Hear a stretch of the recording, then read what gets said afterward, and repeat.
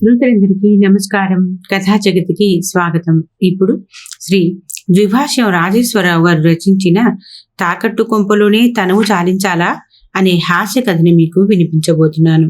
ఈ కథ 7/8/2011 నవ్య పత్రికలో ప్రచురింపబడి 3000 రూపాయల ద్వితీయ బహుమతిని పొందింది. మరిక కథలోకి వెళదామా? నేను ఆఫీసు నుంచి తిరిగి వచ్చేసరికి మా ఆవిడ హుషారుగా స్వాగతం పలికింది.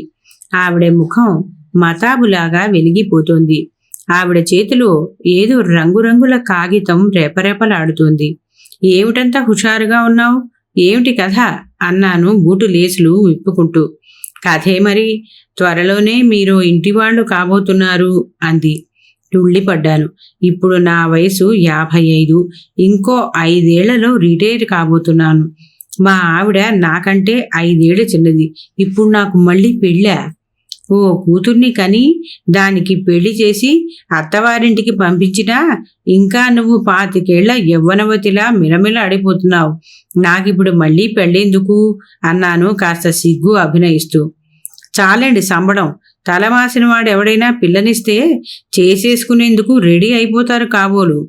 మీరు ఇంటివాళ్లు కాబోతున్నారంటే త్వరలోనే మీరు ఇల్లు స్వంతం చేసుకోబోతున్నారనే అర్థం అంటూ మూలిగింది. ఫ్లాట్లో లేకపోతే ఇల్లు కొనే ప్రపోజల్ మళ్లీ తెర మీదకు తెస్తోందని నాకు అర్థమైంది. ఏమిటి కదా, కాస్త వివరంగా చెప్పు అన్నాను. అప్పుడు తన చేతిలోని రంగుల బ్రోచర్ నా ముందుంచింది. మీకిప్పటికీ 30 సంవత్సరాల సర్వీసు పూర్తయి ఉంటే, ప్రస్తుతం నెల జీతం 30,000కు మించి ఉంటే, మీరు పర్మనెంట్ ఉద్యోగంలో ఉంటే చాలు. 5 లక్షలు చెల్లిస్తే 1000 అడుగులు 2 బెడ్రూమ్ అపార్ట్మెంటు హరిత వ్యాలీలు దగ్గరలో ఎండాడలో మీ సొంతం అయిపోతుంది.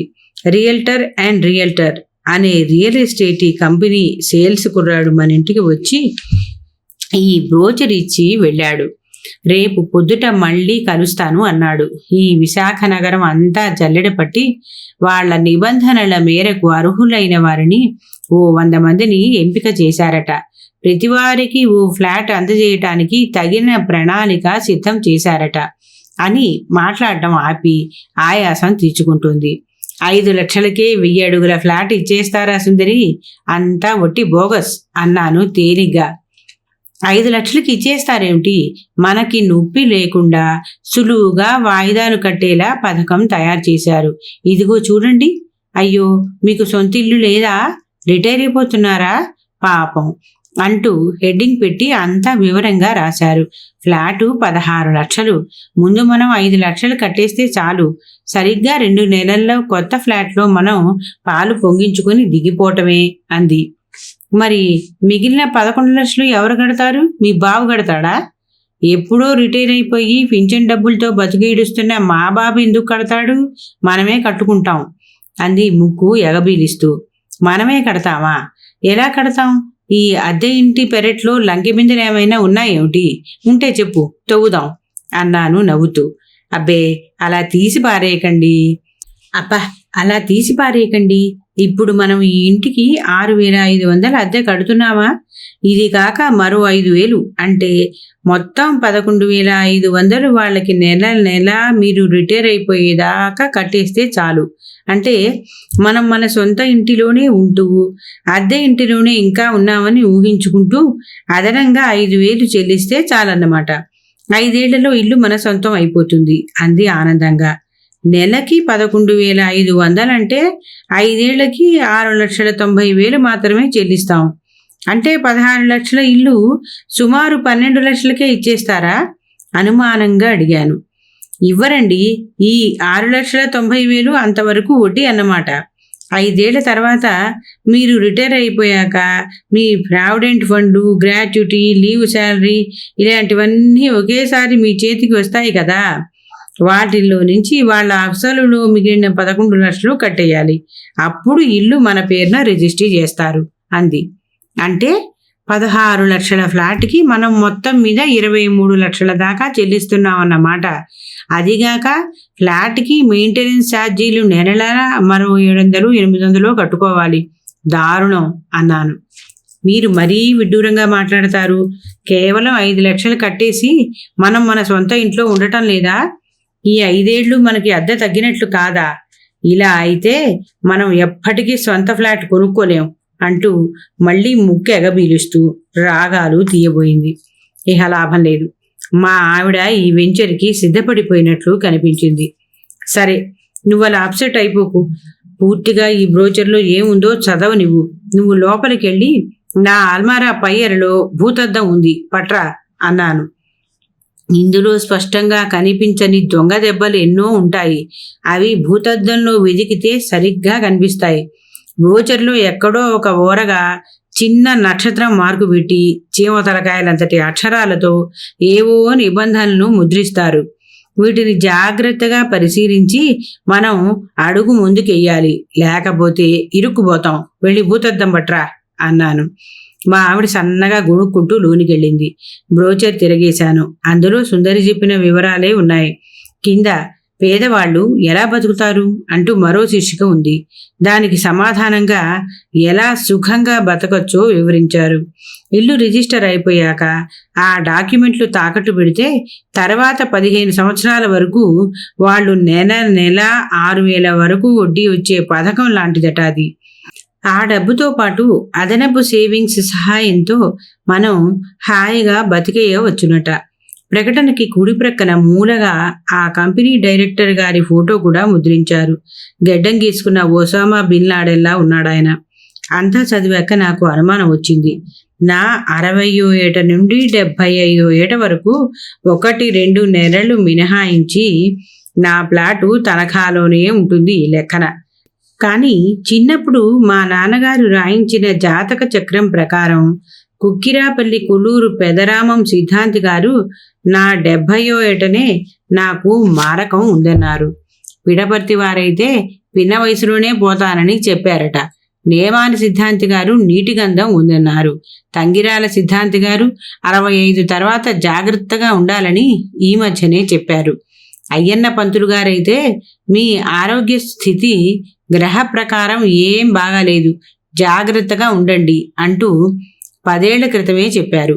అంతేకాదు, రోడ్డు మీద నమస్కారం పెట్టినప్పుడల్లా బాగున్నారా అంటూ ఇంకా పోలేదా అని ధ్వనించేలా పలకరిస్తూ ఉంటారు. ఏ సిద్ధాంతి కూడా నేను 75 ఏళ్ల వరకు బ్రతికుంటానని చెప్పలేదు. అంటే తనఖా ఇంటిలోనే నేను తనువు చాలించాలి కాబోలు. అద్దె ఇంటిలో పోతే మంచిదా, తనఖా ఇంటిలో పోతే మంచిదా అని తీవ్ర ఆలోచనలో ఉండగా మా ఆవిడ భూతద్దం పట్టుకొచ్చింది. మా ఆవిడ చేతిలోని భూతద్దం అందుకొని సెర్చ్ ఇంజిన్ లాగా బ్రోచర్ అంతా వెతకటం ప్రారంభించాను. చీమ తలకాయ లాంటి అక్షరాలు నక్షత్రం గుర్తు పక్కన కనిపించాయి. దొంగ దెబ్బ దొరికింది, సదుపాయాలు, పన్నులు, రిజిస్ట్రేషను అదనం అంటూ గట్టిగా మా ఆవిడకి చదివి వినిపించాను. అంటే 5 లక్షలు కాక అదనంగా మనం ఇంకా ఖర్చు చేయాలా? ఆతృతతో అడిగింది. అంతే కదా మరి. సదుపాయాలు అంటే కిటికీలుంటాయి, గ్రిల్స్ మనమే పెట్టించుకోవాలి.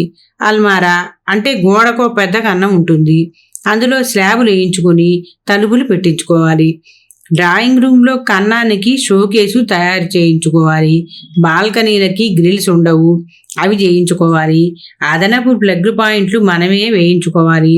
ఇలాంటి సదుపాయాలన్నింటికి మరో 1,50,000 వసూలు చేస్తారు.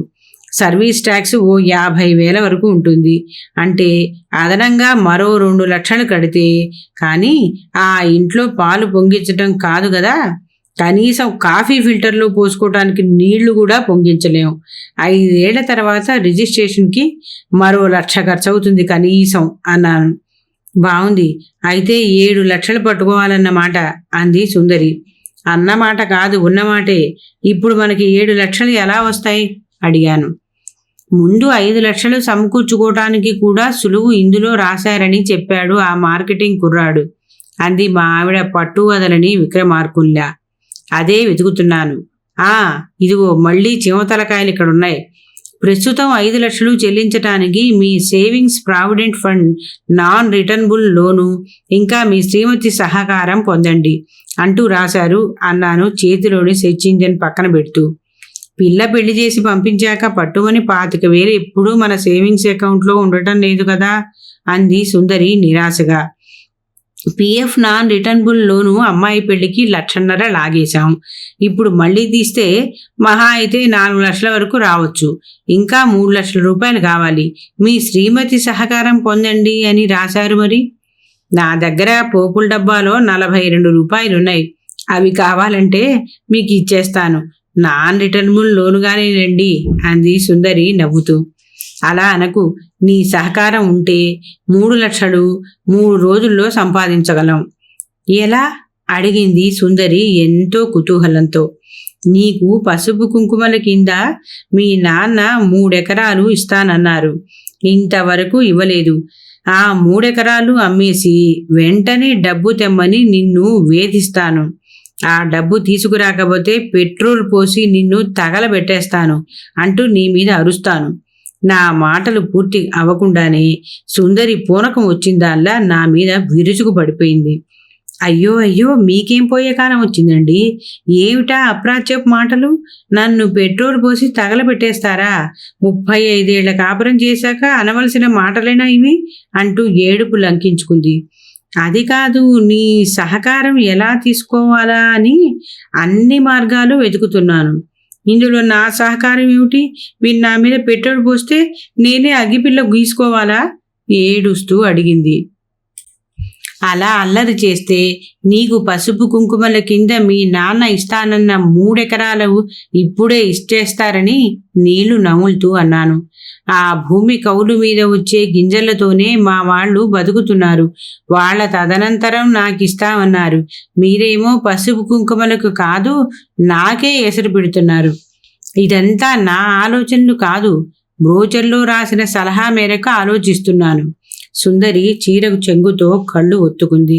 అంతలోనే చటుక్కున నాకు ఆలోచన స్ఫురించింది. ఆ సహస్ర సూర్యకాంతుల ప్రకాశించు ఆ ఆభరణంబు నీ మాంగళ్యంబు కాబోలు.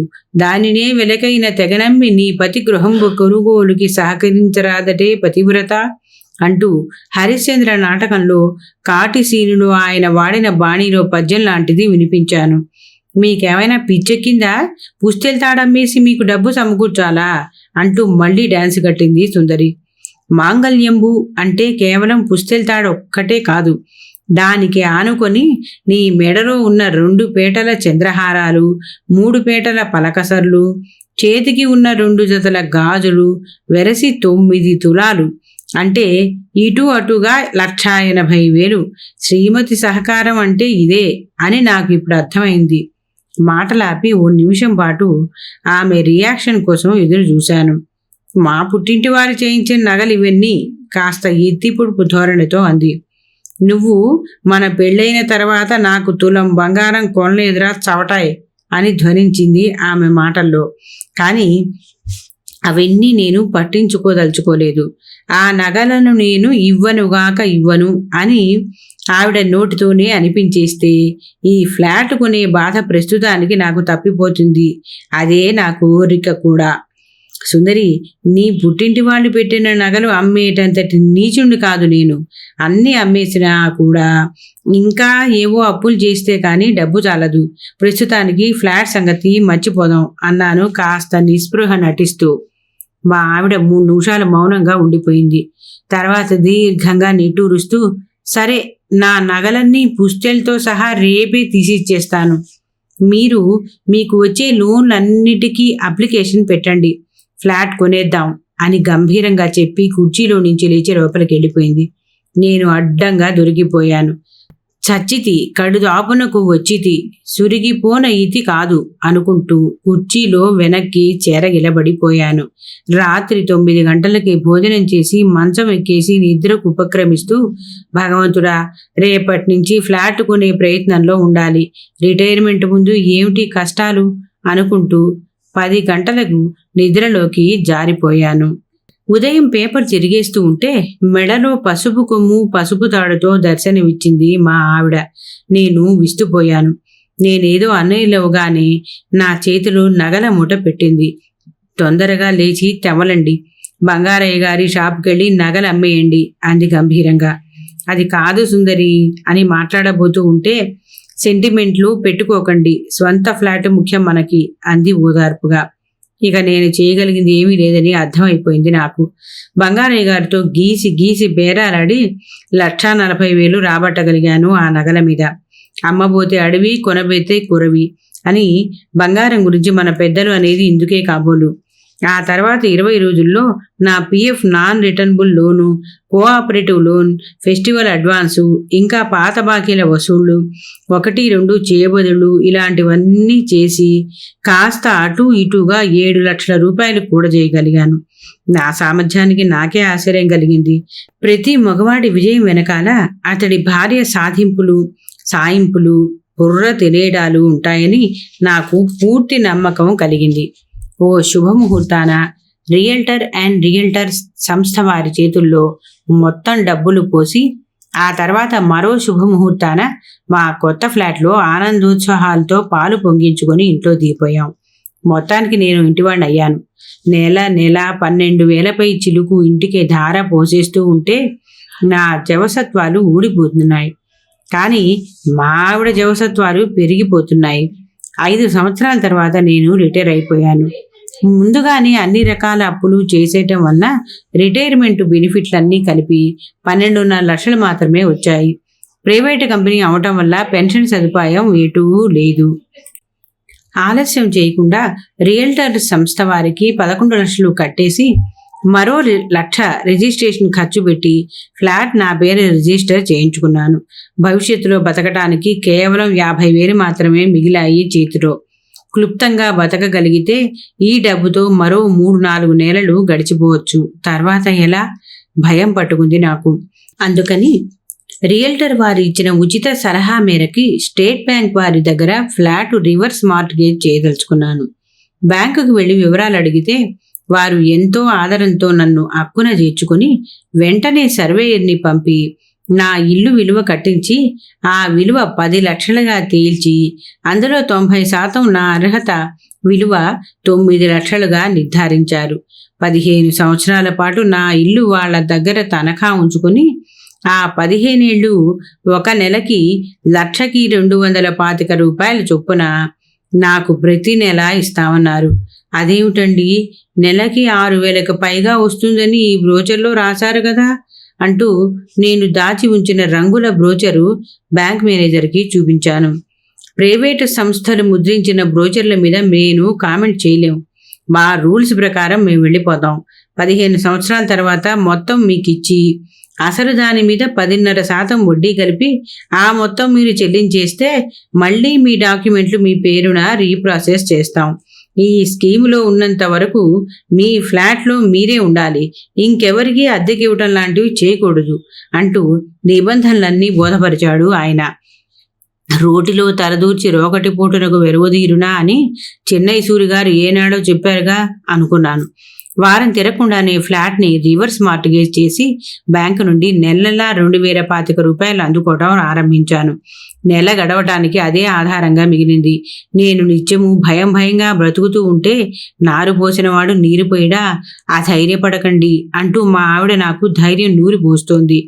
దినదిన గండంగా బ్రతుకు భారంగా మరో 5 సంవత్సరాలు గడిచిపోయాయి. గత 5-6 నెలలుగా నా దినచర్య మారిపోయిన దుస్థితి దాపురించింది. రోజులాగే పొద్దుటే స్నానం చేసి బాగా పెంచుకున్న గడ్డాన్ని దువ్వెంతో సరిచేసుకుని నుదుట విభూతి పెట్టుకొని కాషాయ వస్త్రాలు కట్టుకొని చేతిలో ఒక త్రిశూలం, కమండలం, దండం పట్టుకుని అడుగు రావటానికి కోవెల దగ్గరికి బయలుదేరాను. ఈ వేల్టి నుండి కార్తీక మాసం ఆరంభమైంది కదా, సీతమ్మధారిలో రామలింగేశ్వర స్వామి కోవెల దగ్గర కూర్చోండి. జనం చాలా మంది వస్తారు. వైష్ణవాలయం దగ్గర కూర్చుంటే ఈ నెల గిట్టుబాటు కాదు. కష్టంగా 5 రూపాయలు వేస్తే తీసుకోకండి, 10 రూపాయలైనా అడగండి. ముష్టెత్తటం పూర్తయ్యాక ఇంటికి వచ్చేటప్పుడు 20 రూపాయలకి ఓ వంకాయ, 5 రూపాయలకి 2 పచ్చిమిరపకాయలు, 20 రూపాయలకి 2 చెంచాల నూనె ప్యాకెట్టు, 5 రూపాయలు ఇచ్చి ఓ అల్లం తొక్క కొనుక్కొని రండి. నిన్ననే 100 రూపాయలు పెట్టి 1/2 కిలో రేషన్ బియ్యం కొన్నాను. ఈవేళ వంకాయ కూర 4కి రాసుకొని ఇంత అన్నం తిందాం, మళ్ళీ రేపటి నుండి మామూలు గంజే కదా అంటూ హితబోధ చేసి పంపించింది మా ఆవిడ. రామలింగేశ్వర ఆలయం ముందు రోడ్డువారుగా మట్టిలో త్రిశూలం గుచ్చి తువ్వాలు పరుచుకొని కూర్చొని హరహర మహాదేవ శంభో బాబు ధర్మం చేయండి బాబు అంటూ అడుక్కోవడం ప్రారంభించాను. దయగల మహారాజులు 5-10 తువ్వాల మీద పడేస్తున్నారు. 5 రూపాయలలోపు నాణేలను నోట్లను రిజర్వ్ బ్యాంక్ వారు ఏనాడో క్యాన్సిల్ చేశారుగా. అంతట్లో ఒక పెద్ద ఆయన గుడిలోకి వెళుతూ ఓ 10 రూపాయల బిళ్ళ నా తువ్వాల మీదకు విసరబోతూ హఠాత్తుగా ఆగిపోయి నా వంకే పరిశీలనగా చూడటం ఆరంభించాడు. నిన్ను ఎక్కడో చూసినట్లున్నదే అన్నాడు. ఆయన నన్ను అలా ప్రశ్నించకముందే ఆయన్ని నేను గుర్తుపట్టాను. గొడ్డం లేని ఒసామా బిన్ లాడెన్ గారు. అవును బావయ్య, మీ ఊహ కరెక్టే. 10 ఏళ్ల కిందట మీ ఎండాడ వెంచర్లో నేను ఫ్లాట్ కొన్నాను. మీకు మొత్తం డబ్బు కట్టేశాక బతకటానికి మార్గం లేక మీరు మీ బ్రోచర్లో రాసినట్టే నా ఫ్లాటు బ్యాంక్ వారి దగ్గర రివర్స్ మార్టిగేజ్ చేశాను.